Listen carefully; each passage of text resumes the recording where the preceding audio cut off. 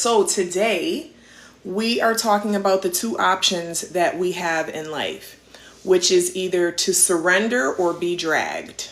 Okay, those are the two options that we have, to make a choice to surrender or to be dragged by life, right? And depending on what decision you make will influence the experience that you have. Okay. Because one thing about life is it is going to keep going. It is going to keep moving. It is going to keep moving forward. And so we can make a decision to surrender in that process, or we can make a decision to be dragged in that process. Yes, God, peace. And so the way that we make a decision on which one of those we are going to, first of all, let me say this. This is not just a one and done decision. This is a daily decision. This is something that has to continually be consistently made. Okay? In this day to day, with all of these things that are going on, with each individual situation that is unfolding in my day to day, I am going to choose to be surrendered instead of being dragged. All right. So it is two things. It is an overall decision about your life, which to me makes the most sense. It makes the most sense to make the overall decision about your life, to surrender versus being dragged. And then when you make that overall decision in your life, it is a decision that must be continually made in every single circumstance. In every single conflict, in every single confrontation, in every single disappointment, in every single interaction, there must be a conscious decision that, you know what, I am going to surrender versus being dragged by this. Yes, God, I surrender to the will of God. And so surrendering to the will of God means that you do not try to always take control of things. You release control because you know that the victory is already yours. The battle is already won. You do not concern yourself with the micro wars that are happening because you see the overall battle has already been won. This means shutting your mouth a lot more. Especially as Americans, we're very mouthy. We like to, and I'm going to give him a piece of my mind, and I'm going to let him.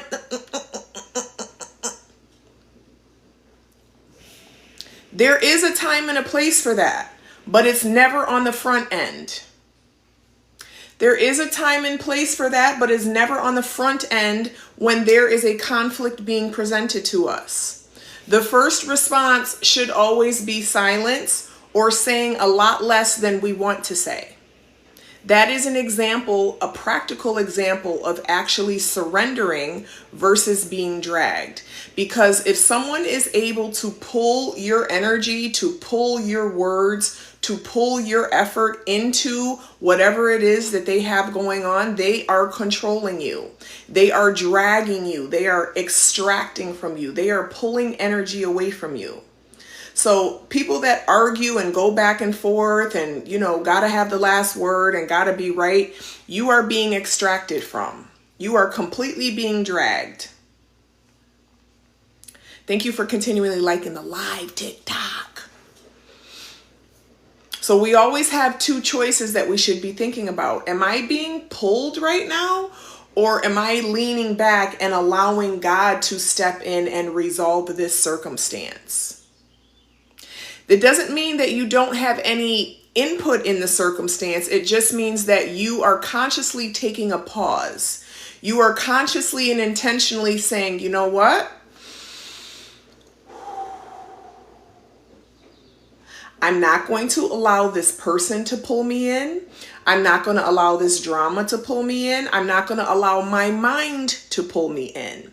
I'm not going to allow my mind create a story and a narrative around what this particular thing means. It doesn't mean anything because God has already proclaimed me victorious. The fucking end. So when we can approach life in this way, we begin to give space and breathing room for the divine supernatural solutions to present themselves. It takes a lot of pressure off of us. Okay, so this is about deciding, am I going to surrender to life or am I going to be dragged by life? Because the reality is there's always going to be ebbs and flows. There's always going to be somebody talking crazy. There's always going to be somebody doing something crazy. There's always going to be somebody, there's always going to be something, right? There's always going to be something. The difference is in how you respond to the somethings. The difference is in how you respond to the nothings pretending to be something. And when you begin to perceive life in this way, you will gain a lot of your power back. You will gain a lot of your energy, your vitality back. A lot of us are exhausted because we are walking around trying to box with everything we come up against. We're looking to be offended. We're looking to be on defense. We're looking to, take things personal. We're looking to find a way in which we have to brace ourselves. We are constantly braced for impact. And so if you are constantly bracing for impact, you are being dragged. You are being dragged through life. When we take the posture of, I am going to surrender to life, what that means is that you are trusting that everything is already resolved. Your health is resolved. Your finances are resolved. Your relationships are resolved. Your conversations are resolved. Your confrontations are resolved. Your conflicts are already resolved. So there is no need to get up in arms. There is no need to fight. Renewal and transformation of anything happens first in the mind. It does not happen through the world. It does not happen through the circumstance itself. It happens through disciplining your mind, taming and training your mind into the understanding that I don't need your help right now. I need you to be still. I need you to be quiet. I need you to shut up. I need nothing to come out of my mouth that is happening in my mind. And I need to be still and know that God is the ultimate judge. And when I begin to do that, what I will start to realize is that things begin to resolve themselves. There's a lot less time that we are spending on things. There's a lot less energy that we're putting into things. There's a lot less suffering and struggling that is happening. There's a lot less anxiety. There is a lot less depression.